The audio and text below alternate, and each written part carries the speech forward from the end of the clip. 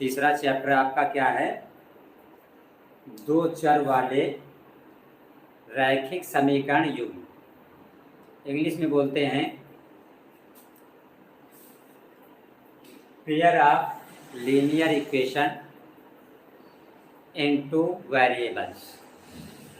तो देखिए जो शब्द दो चर है, तो दो चर का मतलब क्या होता है? जैसे मान लीजिए एग्जाम्पल के तौर पे ये लिखा है 3x + 2y = 7। मान लीजिए ये कोई समीकरण लिखा हुआ है, तो यहाँ पे चर क्या है? x। x क्या है? एक चर है। y क्या है? चर है। तो इस क्वेश्चन में दो चर हैं। कितने चर हैं इस क्वेश्चन में? इस क्वेश्चन में दो चर हैं। कौन कौन से? x और y। इसलिए इसे कहा जाता है दो चर वाले रैखिक समीकरण। ठीक है।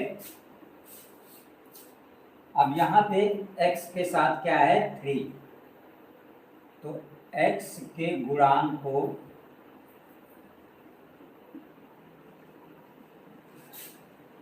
क्या कहते हैं? a कहा जाता है। x के गुणांक को क्या कहा जाता है? a कहा जाता है। यहाँ पे y के साथ क्या है? 2 है। तो y के गुणांक को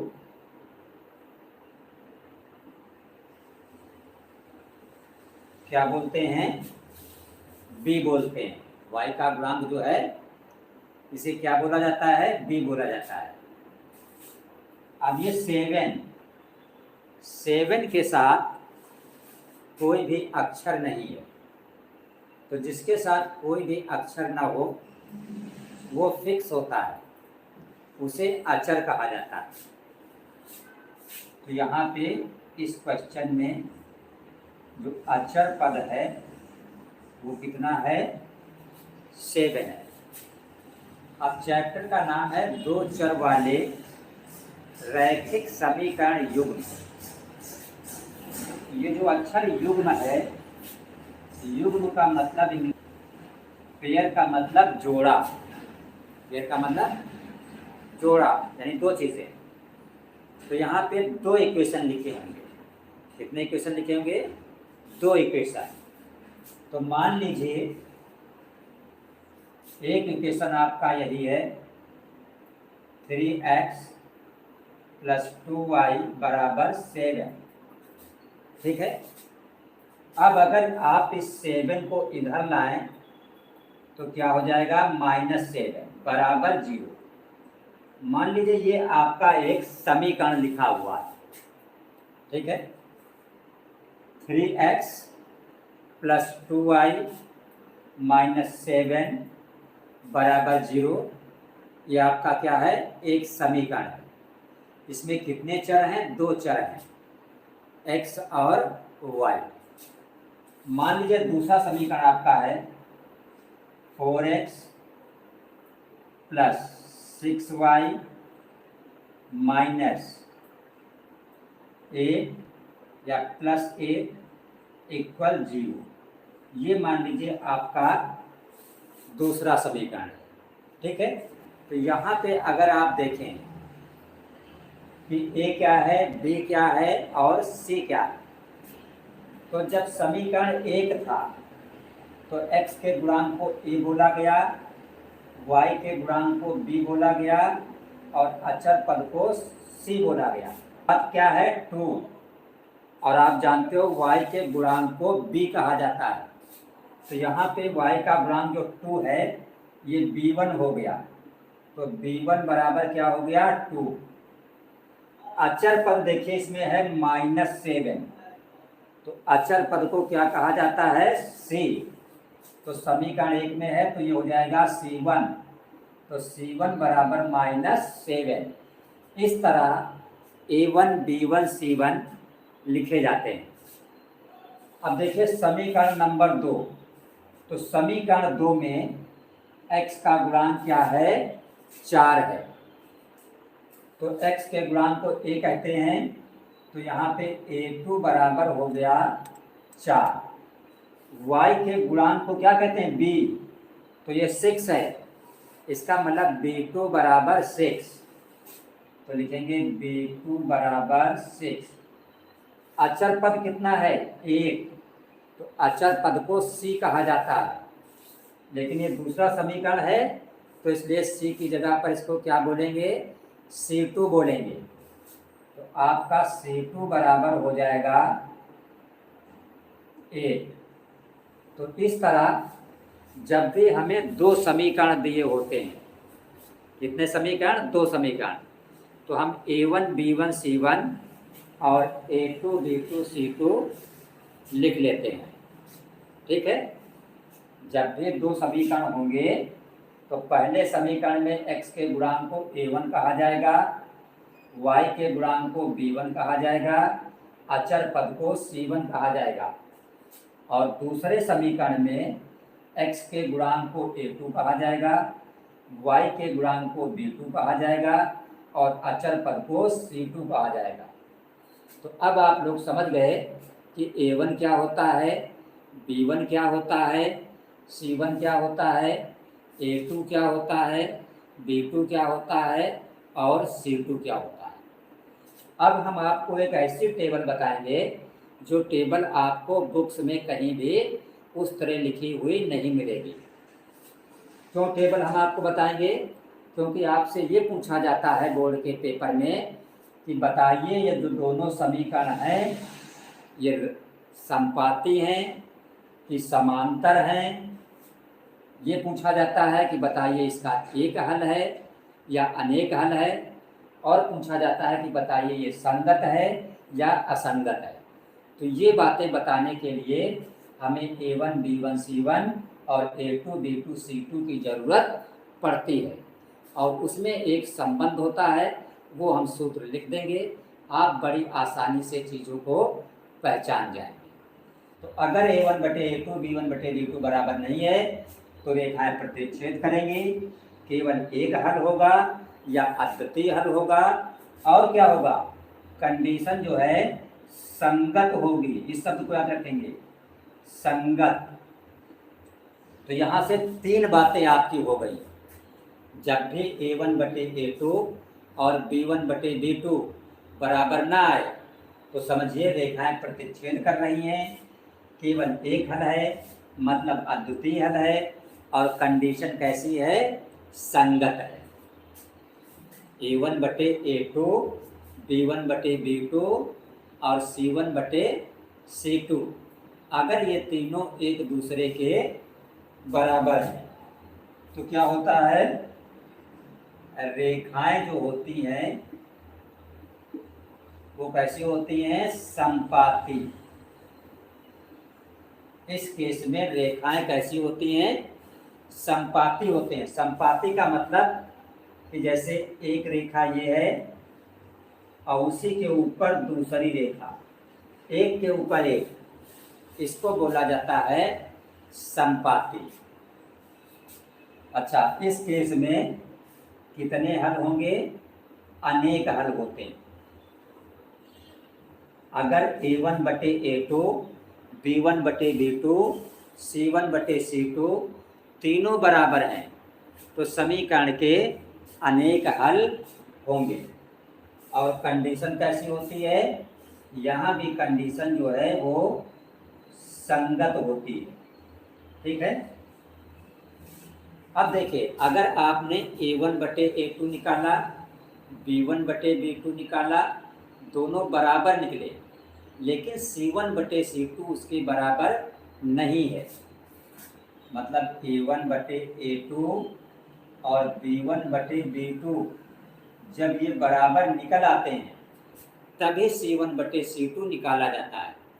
अब मान लो C1 बटे C2 आपने निकाला तो ये नॉट इक्वल, बराबर नहीं है, तो इस केस में जो रेखाएं होती हैं आपकी वो कैसी होती हैं? समांतर। समांतर का मतलब कि जैसे एक रेखा ये है तो दूसरी रेखा ये है, बीच में गैप हर जगह इक्वल, इसी को कहा जाता है समांतर। ठीक है। अच्छा, अब यहाँ पे इस केस में कोई हल नहीं होता,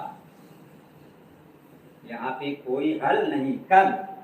अगर a1/a2 बराबर b1/b2 नॉट इक्वल c1/c2 तो समीकरण युग्म का कोई हल नहीं होगा। और कंडीशन कैसी होती है इस केस में? असंगत होती है। कंडीशन कैसी होगी? असंगत। और बोर्ड पेपर में इस टेबल से आधारित, जो टेबल आपके सामने बनी है, इससे आधारित आपके यूपी बोर्ड में एक क्वेश्चन बिल्कुल पक्का आ जाता है। तो अब हम इस पर आधारित आपको क्वेश्चन बताने जा रहे हैं।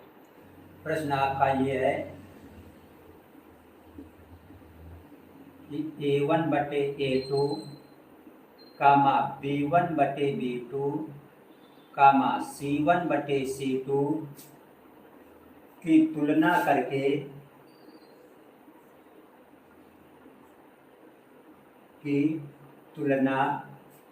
करके ज्ञात करो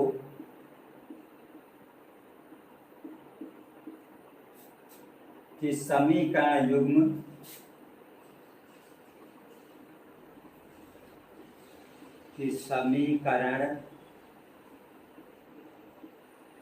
युग्म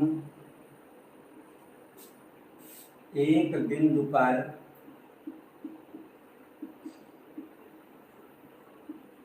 प्रतिच्छेद करती हैं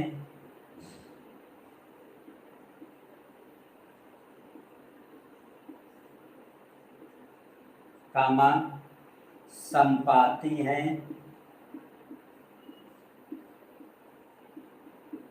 या समांतर है।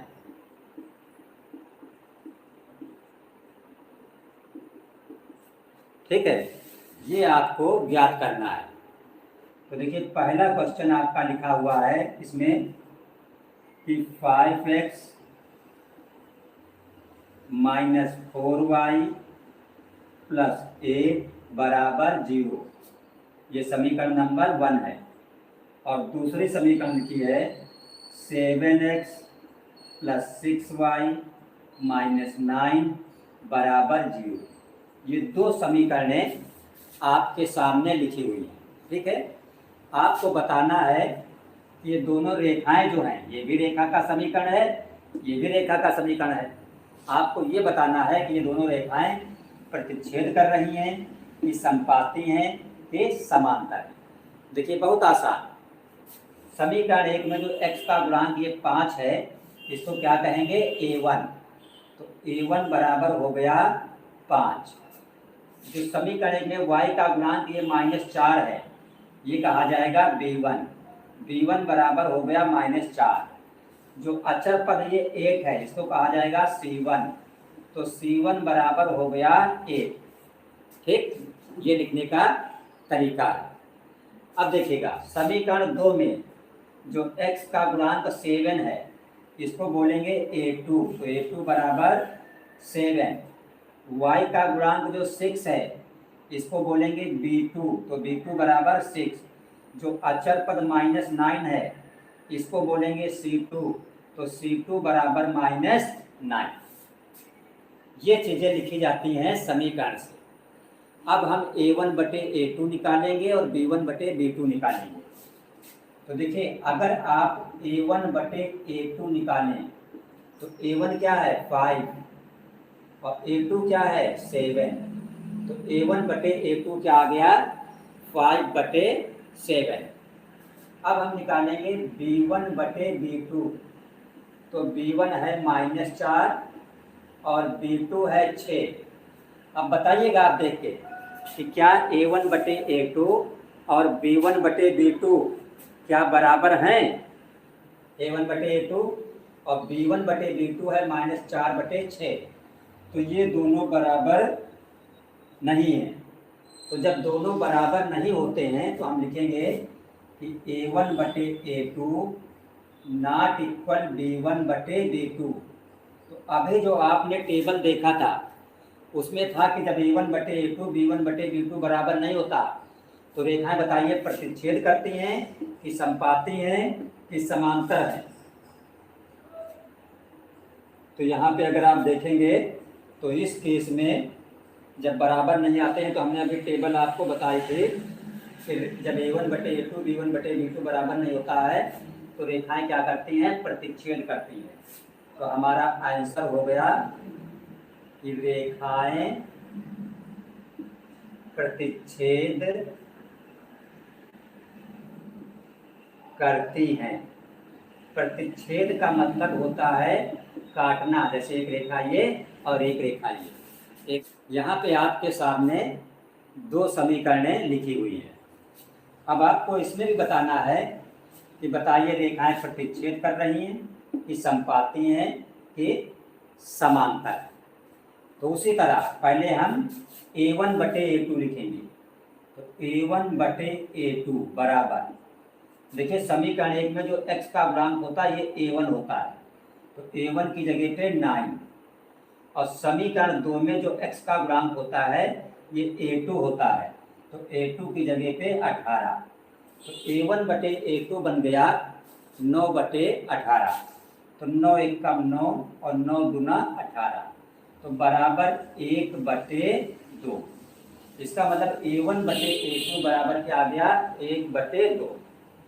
फिर हम लिखेंगे इसी तरह B1/B2, B1/B2 लिखेंगे। तो देखिए B1 क्या है, y का गुणांक ये B1 ये 3 है, बटे B2 y का गुणांक यहाँ ये B2 हो गया, B2 6 है, तो B2 की जगह पे 6, तो 3 एकम 3, 3 दूना 6, तो B1/B2 भी आ गया 1/2। अब आप देखिए A1/A2 1/2 है और B1/B2 भी 1/2 है। तो जब A1/A2 और B1/B2 बराबर आ जाए तब C1/C2 निकालना पड़ता है। अगर बराबर दोनों ना आते तो फिर निकालने की कोई ज़रूरत नहीं थी। तो अब हम लिखेंगे C1/C2। देखते हैं C1/C2 क्या आता है, बताइएगा C1/C2 क्या आएगा। चलिए बोलिएगा आप लोग, C1/C2 जो है क्या आएगा। ठीक है, देखते हैं किसी ने कमेंट पे भेजा कि नहीं C1/C2। C1/C2 क्या आएगा, बोलिएगा जल्दी। C1/C2, चलिए देखिए C1 ये अचर पद जो होता है जिसके साथ कोई अक्षर नहीं होता वो C1 होता है। तो C1 क्या है, 12। C2 समीकरण 2 में ये 24 है, 24, तो C2 की जगह पे 24, तो 12 एकम 12, 12 दूना 24, ये भी हो गया 1/2। तो आपने क्या देखा, आपने ये देखा कि A1/A2 बराबर B1/B2 बराबर C1/C2, तीनों क्या आ गए, बराबर आ गए। और जब तीनों बराबर आ जाते हैं तो रेखाएं कैसी होती हैं बताइएगा, समांतर होती हैं कि समपाती होती हैं कि प्रतिच्छेदी होती हैं। तो जब तीनों बराबर आ जाते हैं तो रेखाएं जो है समपाती होती हैं। तो हमारा आंसर उत्तर बन गया कि रेखाएं जो हैं वो कैसी हैं, समपाती हैं। ठीक है, ये दो समीकरणें आपके सामने लिखी हुई हैं। आपको उसी तरह बताना है कि रेखाएं प्रतिच्छेद कर रही हैं, समपाती हैं या समांतर हैं। तो देखिए x का गुणांक क्या होता है, A1, तो A1/A2, तो A1 है 6 और A2 है 2, तो 2 एकम 2, 2 3 6, बराबर हो गया 3/1। A1/A2 कितना आ गया, 3/1 आ गया।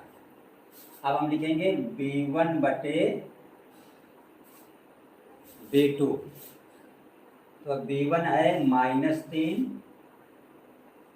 बटे B2, y का गुणांक यहाँ कुछ नहीं तो दिस मीन्स 1। जब y का गुणांक कुछ नहीं होता है तो क्या माना जाता है 1, और माइनस है तो -1। ये दो माइनस से प्लस हो जाता है, तो ये भी हो गया 3/1। तो A1 बटे A2 भी 3/1 आया और B1 बटे B2 भी 3/1 आया। तो अब हम क्या निकालेंगे, C1 बटे C2। तो C2 है 10 और C2 है 9। ये 3/1, ये 3/1, लेकिन ये 10/9। तो हमने क्या देखा कि A1 बटे A2 और B1 बटे B2 तो बराबर हैं, लेकिन C1 बटे C2 जो है वो बराबर नहीं है यहाँ पे। ठीक है, A1 बटे A2 और B1 बटे B2 बराबर है, लेकिन C1 बटे C2 बराबर नहीं है। तो हम लिखेंगे चूंकि A1 बटे A2 बराबर है B1 बटे B2 के, लेकिन नॉट इक्वल C1 बटे C2। तो जब ये कंडीशन आती है तो आप बताइएगा रेखाएं कैसी होती हैं, समांतर होती हैं कि प्रतिच्छेदी होती हैं कि समपाती होती हैं। तो जब A1 बटे A2 B1 बटे B2 बराबर हो, लेकिन C1 बटे C2 उसके बराबर न हो, तो रेखाएं कैसी होती हैं, समांतर होती हैं। तो आज की क्लास में जो भी हमने पढ़ाया, जो आपको टेबल बताया, एक क्वेश्चन कराया, इसको आप अच्छी तरीके से तैयार कर लीजिए, क्योंकि बोर्ड के पेपर में इससे एक प्रश्न जो है वो बिल्कुल 100% आपका आएगा।